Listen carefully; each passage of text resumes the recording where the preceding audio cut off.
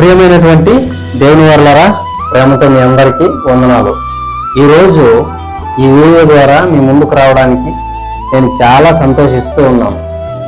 ప్రియమైనటువంటి దేవుని వర్లరా, మనం ఈరోజు నేర్చుకోబోయే వాక్య భాగం సామెతల గ్రంథము 10వ అధ్యాయము 1వ వచనం. జ్ఞానము గల కుమారుడు తన తండ్రిని సంతోషపరుచును, బుద్ధి లేని కుమారుడు తన తల్లికి దుఃఖము పుట్టించును. ప్రియులారా, ఇక్కడ మీరు ఆలోచిస్తే ఈ వచనంలో ఇద్దరు కుమారులు కనిపిస్తూ ఉన్నారు. ఒకడు బుద్ధి కలిగిన కుమారుడు, ఒకడు బుద్ధిహీనుడైన కుమారుడు. జ్ఞానం గల కుమారుడు అంట తన తండ్రిని సంతోషపరుస్తాడంట. అయితే జ్ఞానము లేని కుమారుడు తన తల్లికి దుఃఖము తెస్తాడంట, దుఃఖం పుట్టిస్తాడంట. కాబట్టి మీరు ఎలా ఉన్నారు? మీ యొక్క ఆలోచన విధానం ఎలా ఉంది? మీరు జ్ఞానం కలిగిన వారిగా ఉన్నారా, జ్ఞానం లేని వారిగా ఉన్నారా? నిజమైన జ్ఞానం కలిగిన ఒక వ్యక్తి ఏం చేస్తాడంటే దేవునికి లోబడి దేవునికి ఇష్టకరంగా జీవిస్తాడు. అయితే జ్ఞానం లేనివాడు దేవునికి విరోధంగా, తన తల్లిదండ్రులకు విరోధంగా జీవిస్తూ ఉంటాడు. కాబట్టి మీరు ఆలోచించండి, ఈ లోకంలో మీరు జ్ఞానం కలిగిన వారుగా ఉన్నారా? దేవుని వాక్యం మనల్ని జ్ఞానవంతులుగా చేయాలనే దేవుడు ఈ పరిశుద్ధ గ్రంథాన్ని మన చేతికి ఇచ్చాడు. మనం ఇంకా ఈ మాటలు చదువుతూ కూడా అజ్ఞానంగా ఉంటే దేవుడు ఎంత మాత్రమూ ఒప్పుకోడు. మీరు నేను పరిశుద్ధుడనై ఉన్న ప్రకారము సమస్త ప్రవర్తన యందు మీరును పరిశుద్ధులై ఉండాలి అని దేవుని వాక్యం సెలవిస్తుంది కదా. కాబట్టి ప్రియులారా, మీరు ఆలోచించండి, ఈ లోకంలో ఎందరో యవనస్తులు ఈ లోకంలో మత్తు పానీయాలకు, మత్తు పదార్థాలకు, చెడు వ్యసనాలకు వారు లోబడి దేవుణ్ణి విడిచి వారి లోకంలో జీవిస్తూ ఉన్నారు. అయితే వారి వల్ల వారి తల్లిదండ్రులు బాధపడుతూ ఉన్నారు, ఇరుగు పొరుగు వారు ఇబ్బందులు పడుతూ ఉన్నారు.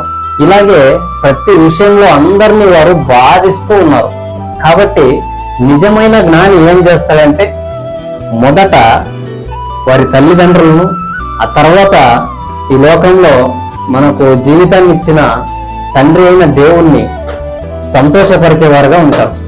కాబట్టి ఈ మాటలు దేవుడు అంటూ ఉన్నారు. ఒకసారి మీరు ఆలోచించండి, మీరు దేవుని సన్నిధికి వెళ్ళినప్పుడు మంచి మేకప్ వేసుకున్నారా, మంచి బట్టలు వేసుకున్నారా, మంచి చెప్పులు వేసుకున్నారా, లేకపోతే కారులో వచ్చారా, బైక్లో వచ్చారా?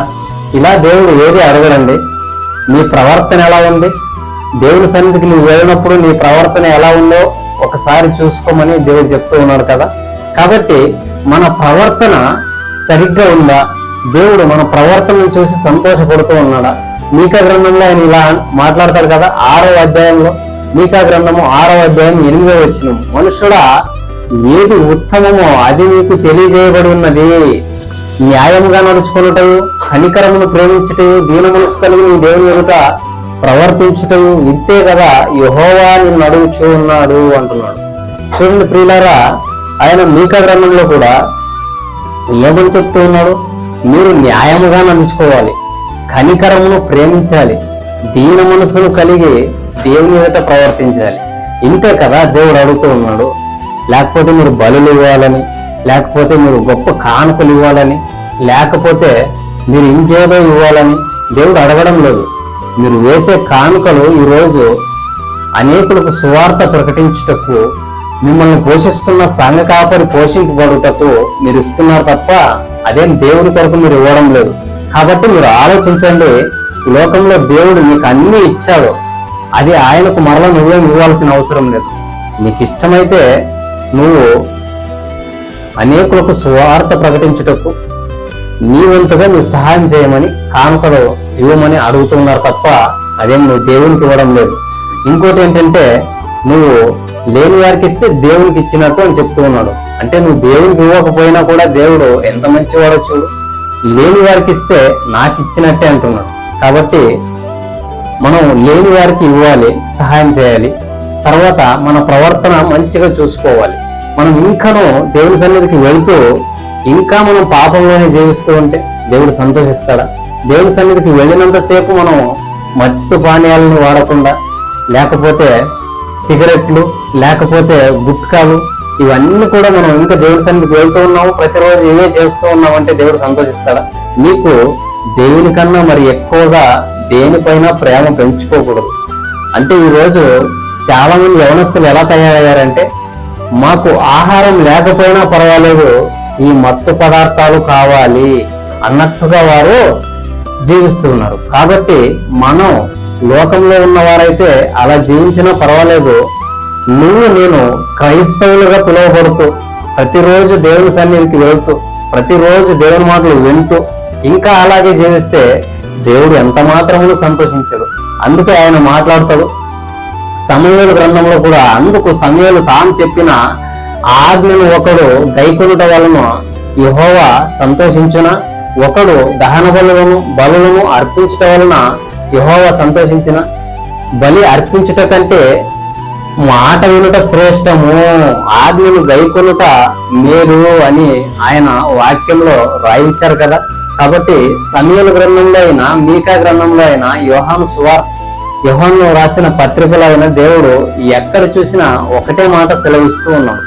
ఆయనకు మీరు బలులు అర్పించుట కంటే కూడా దేవుని మాటకు మీరు లోబడితే ఆయన ఎక్కువ సంతోషిస్తాడు అని దేవుని వాక్యం సెలవుస్తుంది ప్రియులారా.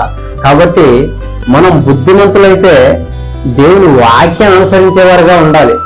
మనం ఇంకా దేవుని సన్నిధికి వెళ్తూ ఇంకా మనం పాపంలోనే జీవిస్తూ ఉన్నట్టయితే మనం క్రైస్తవులమనే ముసుగులో ఉన్నాం తప్ప మనం నిజానికి క్రైస్తవులం కాదు అని వాక్యం సెలవుస్తుంది. కాబట్టి మనం దేవుని అనుసరించేవారుగా ఉండాలి, దేవుని సంతోషపరిచేవారుగా ఉండాలి. లోకానికి మనం జగత్ పునాదులు వేయబడక మునిపే దేవుడు ఎందుకు మనల్ని లోకానికి పంపించాడంటే, ఆయన సంకల్పం చెప్పున ఎందుకు మనల్ని తయారు చేసుకున్నాడంటే ఆయన మహిమ కొరకు. కానీ మనం ఆయన్ను అవమానపరుస్తూ ఉన్నాం, ఆయన్ను బాధిస్తూ ఉన్నాం, ఆయన్ను వేధిస్తూ ఉన్నాం. మనం చేసే ప్రతి చెడ్డ కార్యం వల్ల ఆయన ఎంతో బాధపడుతున్నాడు, ఎంతో దుఃఖపడుతూ ఉన్నాడు. కాబట్టి ఇకనైనా మన ప్రవర్తనను మనం మార్చుకోవాలని ప్రభు కోరుకుంటూ ఉన్నాడు. కాబట్టి నిజముగా జ్ఞాని నువ్వైతే ఖచ్చితంగా నీ ప్రవర్తనను నువ్వు మార్చుకుంటావు. దేవుని వాక్యం మనం సరిచేసే ప్రయత్నం చేస్తూ ఉంది. ఈ వాక్యానికి లోబడిని ప్రతి వాడు ఒక రోజు నశించి నిత్య నరకానికి వెళ్ళిపోవడం ఖాయం. కాబట్టి ఈ మాటలు వింటున్న ప్రియులారా, మీరందరూ కూడా దేవునికి లోబడి జీవించాలని ప్రేమపూర్వకంగా మనవి చేస్తూ ఉన్నాను. ఆమేన్.